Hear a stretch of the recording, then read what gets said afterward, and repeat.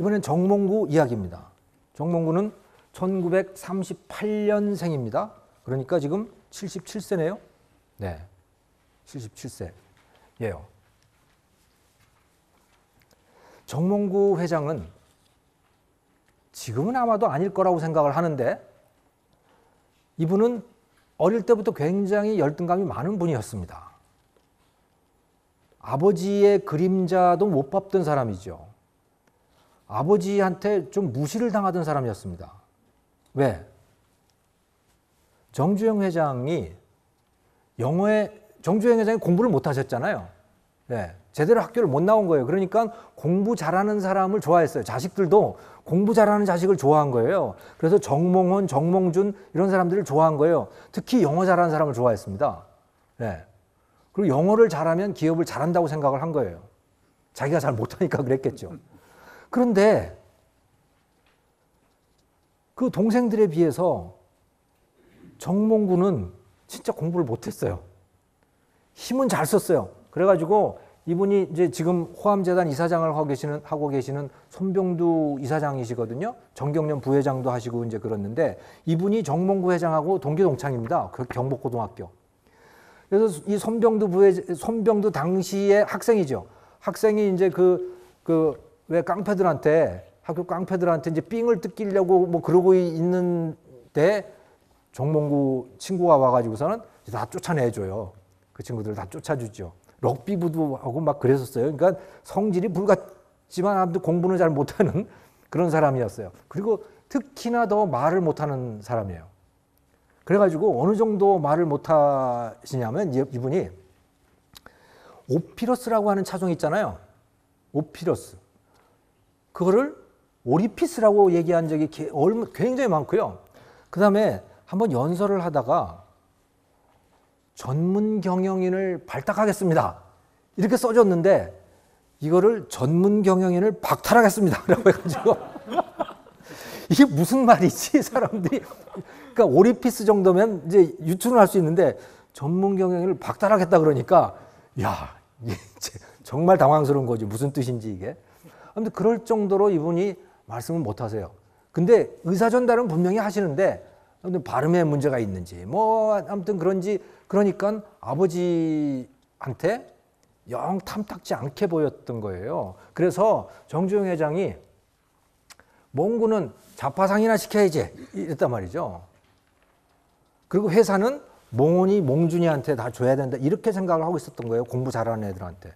그리고 몽원, 몽준은 뭐 박사도 받고 무슨 뭐 어디 가서 MBA도 받고 뭐 그러는데 정몽구는 그런 게 안 되는 거죠. 네. 그래가지고 아버지 눈에 완전히 나 있다가 겨우겨우 현대그룹에 들어가는 것이 어머니가 부탁을 해가지고 그래가지고 겨우 이제 자동차 AS 하는 걸로 들어갑니다. 현대 자동차로도 못 들어가고 AS로 들어가요. 그래가지고 뭐 이렇게 하다가 어떻게 하다가 이제 컨테이너 만드는 일을 하게 됐는데 이거를 불도저처럼 해낸 거예요. 그래가지고 이제 컨테이너 만드는 회사를 자기가 만든 겁니다. 현대전공이라고 하는 회사를 만들어가지고 그걸 아무튼 밤낮을 가리지 않고 만들어내서 세계 컨테이너 생산량의 40%를 생산한 거예요. 엄청난 회사를 만들어 놓은 거죠. 그랬더니 그때 비로소 아버지가 쓸만하네? 그래도 쓸만하네 그런 거예요. 그래서 아버지한테 인정을 받은 거죠. 그래서 그 참에 내친 김에 아버지 제가 자동차를 좀 만들고 싶습니다. 그랬더니 야 이마 네 삼촌이 만들고 있는데 무슨 자동차를 만든단 말이야. 그 정세영 회장이 이제 현대자동차를 맡아가지고 있었잖아요. 그 정몽구 사장한테는 삼촌인 거죠. 제가 승용차 말고 찝차를 만들겠습니다. 그래 그러면 한번 해봐라. 그래가지고 그 현대전공이 미쓰비시의 찝차 생산 라인을 들여오게 됩니다. 그래서 찝차를 생산을 하는 거예요. 그때 찝차하면 최고가 뭐였어요? 쌍용, 코란도잖아요. 네. 코란도에 맞서는 이 갤로퍼라고 하는 걸 만들게 되고 이게 조금 시간이 지나니까 코란도를 넘어서게 되죠. 그러면서 아버지한테 확실하게 인정을 받게 됩니다. 아무튼 그러니까 이분은 아버지한테 인정을 받기 위한 그 노력이 정말 친절해요. 눈물 겨워요. 왜? 말을 못해서 그러는 것이죠. 뭐. 네. 자, 그러다가 1995년에 이세경영 정주영 회장이 경영 일선에서 또 물러나게 됩니다. 이때 정주영 회장은 건강상으로는 전혀 문제가 없던 상태였어요. 그럼에도 불구하고 경영 일선에서 물러난 것은 이병철 회장이 1966년에 물러난 것하고 똑같은 겁니다. 또 정치적인 문제죠. 어떤 정치적인 문제예요? 네, 대통령 선거에 나갔었던 거죠. 대통령 선거에 92년에 나갔잖아요. 그래가지고 김영삼, 김대중 이런 사람들하고 가서 붙어버린 거 아닙니까? 네. 김영삼이 됐잖아요. 김영삼은 집요하게 복수를 하는 사람이었습니다. 자기 정적에 대해서 집요하게 복수를 한 사람이었고 정주영에 대해서도 그렇게 했죠. 어떻게? 은행이 다 국영은행이었잖아요. 실질적으로요. 은행에서 현대에다가 대출 안 해준 겁니다. 그리고 현대에 대출해 준 거 만기가 돌아오면 다 회수를 한 거예요. 그게 살 수가 없는 거죠.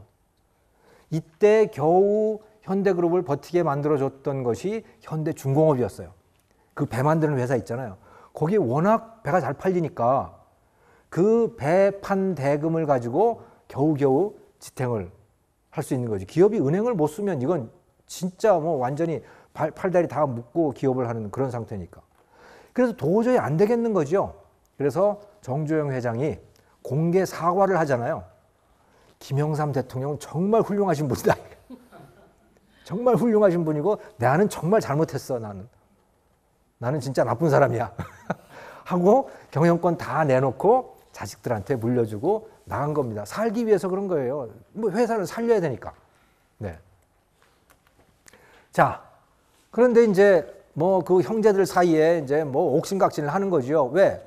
정몽구는 자기가 장자니까 자기가 회사의 경영권을 갖고 싶은 거고 주도권을 갖고 싶은 거고. 하지만 정몽헌이라고 하는 분의 입장에서는 아버지가 나를 적장자로 생각을 하고 있는데 뭔 소리냐. 그래가지고 이제 둘 사이에 싸움이 벌어지게 되는 겁니다.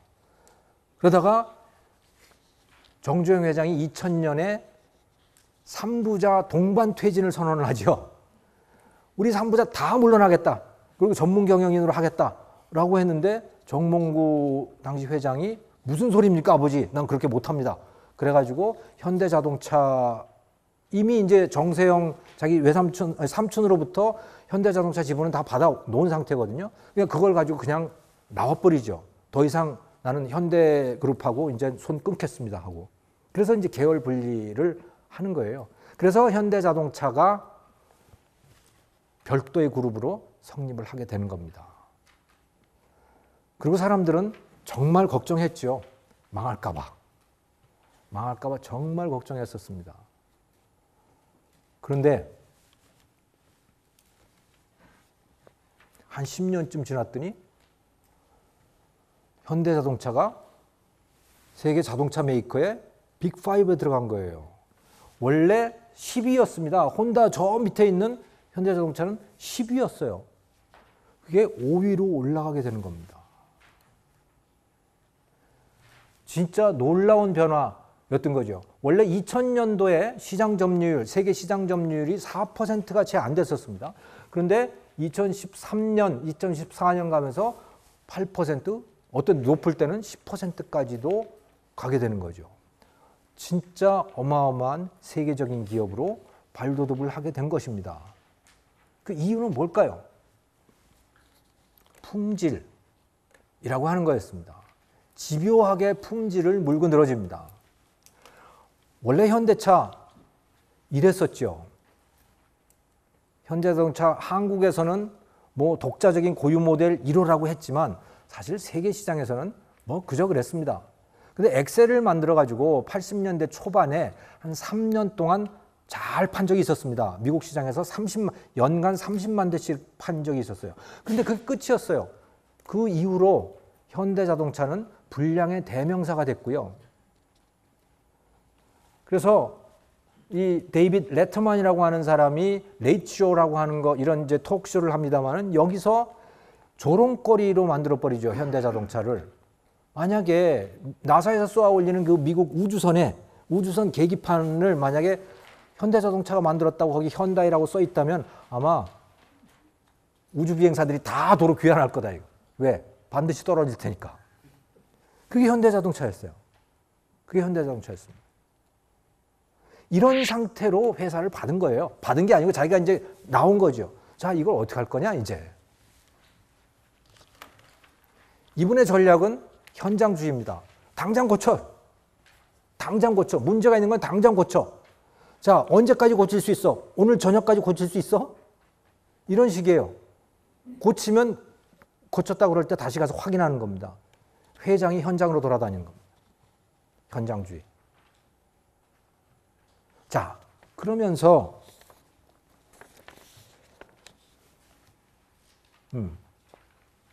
자, 그 다음에 여기까지만 하고 제가 휴식을 하겠습니다.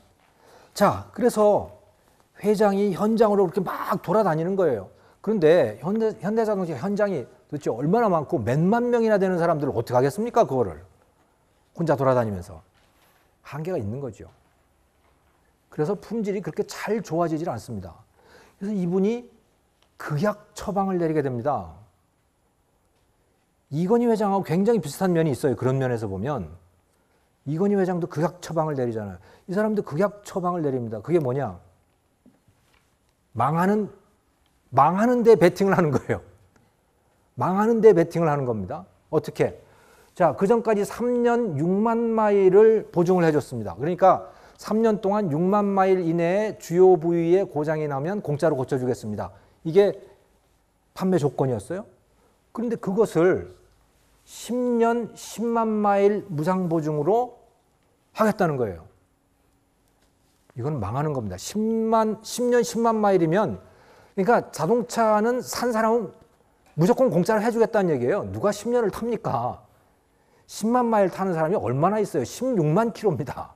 택시가 아닌 다음에야. 그러니까 무조건 공짜로 고쳐줄게 해요. 이건 미친 짓이죠. 현대자동차의 그 당시의 품질로는 이건 미친 짓인 겁니다. 그냥 망하는 거예요.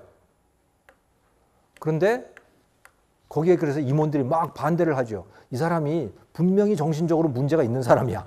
말도 잘 못하는 데다가 문제가 있는 사람이야. 그런데 이분이 그래? 나가. 그죠? 그래, 나가. 사람 막 자르는 거예요.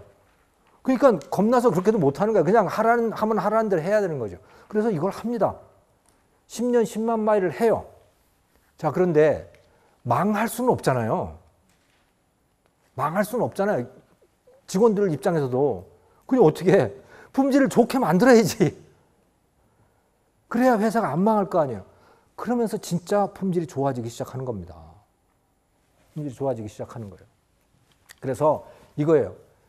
신차 품질 지수 IQS라고 하는 그런 이 지수가 있는데 2001년도에 32위였습니다. 이게 매년 달라져요. 그래서 2006년에는 3위까지 올라가게 됩니다. 최고 품질의 차로 변신을 하게 되는 것이죠. 이건 진짜 망할래 안 망할래 라고 하는 이런 일종의 협박 전략, 그게 먹혔던 것이죠. 그래서 현대는 완전히 다른 좋은 품질의 차를 만들어내는 회사로 거듭나게 된 겁니다. 그리고 현대의 미국 판매량이 이렇게 매우 빠른 속도로 증가하게 된 것이죠. 그래서 세계 5위 자동차로 올라서게 된 겁니다. 자, 여기까지 하고 10분 쉬었다가 계속하겠습니다. 수고하셨습니다. 자, 시작하겠습니다. 자, 이렇게 해가지고 현대자동차의 품질이 뭐 획기적으로 좋아지고 판매량도 급속도로 늘어나고 이렇게 됐는데 사실은 말이죠. 이게 근로자들의 변화만 가지고 이루어질 수 있는 일은 아니었습니다. 거기에 숨어있는 다른 원인이 하나가 있었어요. 굉장히 중요한 원인이죠. 근로자들의 중요성을 줄여놓는 겁니다. 사실은 노동력의 중요성을. 그게 뭐냐면 바로 모듈화라고 하는 거였어요. 예. 원래는 자동차의 부품이 수천 가지가 되는데 그거를 현대자동차가 다 납품을 받아가지고 생산 라인 벨트에 올려놓고 거기서 다 직접 조립하는 거였습니다. 그런데 이 모듈화라고 하는 건 뭐냐면 그걸 몇 덩어리로 만드는 거예요. 아예 납품을 받을 때 조립을 해서 받는 겁니다. 조립을 한 상태에서 납품을 받는 거예요. 그래서 예를 들어서 뭐 샤시라고 하는 건 요 바닥에 자동차 바닥을 통째로 납품을 받는 겁니다. 그 다음에 대시보드라고 하는 앞에 뭐 핸들부터 해가지고 그 계기판 달리고 뭐 이런 거 있잖아요. 그것도 전체를 통째로 조립을 시켜서 납품을 받는 거예요. 이게 모듈이거든요. 이런 것들이 이제 다 모듈인 거죠. 그러니까 그 이전까지는 수천 가지의 부품을 다 일일이 자동차 회사에서 조립을 했는데 그게 아니고 이제는 덩어리로 납품을 받으니까 몇 가지만 조립을 하면 되는 거예요. 그런데 어차피 이건 누군가 조립을 해야 될 거 아닙니까? 근데 이건 밖에서 해오는 거죠. 왜 이렇게 했을까? 노조 때문에 그런 겁니다. 노조를 감당을 할 수가 없었던 거예요. 거기다가 정몽구 회장이 노조와 맞서는 걸 굉장히 싫어하는 이유가 있습니다. 아버지 때 된 거예요. 정치하고 맞닥뜨려가지고 큰일 난다라고 하는 걸 확실하게 깨달은 거죠. 그래서 정치하고는 절대로 맞닥뜨리지 않습니다. 그냥 정치하고는 손을 잡고 가는 거다라고 확실하게 생각을 하는 거죠. 그런데 노조는 정치하고 줄을 대고 있잖아요. 그러니까 노조와 맞서고 싶은 생각이 별로 없는 겁니다. 그래서 가급적 노조의 힘을 안 쓰고 뭔가 자동차를 만들고 싶은 거예요. 그래서 밖에서 조립을 해가지고 오도록 한 겁니다. 밖에서 조립을 해가지고 오도록. 그러면 노조의 영향을 훨씬 줄일 수 있잖아요. 그리고 그 현대자동차 그 조립 라인 안에서 들어가는 그 시간이라든가 비용은 훨씬 줄일 수가 있는 거죠. 네. 그러니까 여기에 대해서 당연히 현대자동차 노조가 또 반발을 하죠. 그거는 그냥 밀고 나가더라고요. 이렇게 돼가지고 그 노조의 태업이라든가 이런 것에 의한 품질 저하 문제를 해결을 하고 또 동시에 10년 10만 마일이라고 하는 걸 통해서 사람들의 태도를 어느 정도 바꾸고 뭐 이런 방식으로 해가지고 현대자동차의 품질을 획기적으로 높일 수 있었고, 그래서 월드 베스트라고 하는 세계 최고 품질의 자동차, 브랜드 가치가 아직 뭐 최고 품질은 아니지만 그래도 그 기계적인 품질은 이제 세계 수준까지 올라가 있는 그런 일을 해낸 것이죠. 근데 정몽구 회장에게는 장자 의식이 굉장합니다. 그러니까 내가 우리 집안을 책임져야 돼라고 하는 그 의식이 굉장히 있다고 그래요. 그래서 아버지 때에서 넘어오면서 부도가 난 기업들이 꽤 있거든요. 그게 이제 현대건설도 부도가 났었고 또 만도기계 뭐 이런 것도 부도가 나가지고 법정관리 상태로 넘어갔고, 그런데 그런 것들을 다 이제 다시 사들이는 거죠. 또 그 형제 사촌 기업들이 그런 것들을 사는 걸 도와주기도 하고 뭐 이래가지고 아버지 때 만들어 놨던 것들을 다 다시 구축을 합니다. 그리고 거기다가 플러스 아버지가 못한 것도 하지요. 그거는 제철입니다. 정주영 회장은 아주 집요하게 제철 사업을 하려고 집요하게 시도를 했었어요. 근데 결국은 성공을 못합니다. 왜? 포스코 때문에 그랬어요. 현대그룹은 대한민국에서 철강을 가장 많이 쓰는 기업이죠. 왜냐하면 자동차에도 철강을 쓰잖아요. 그 다음에 조선에도 온통 철강을 쓰잖아요.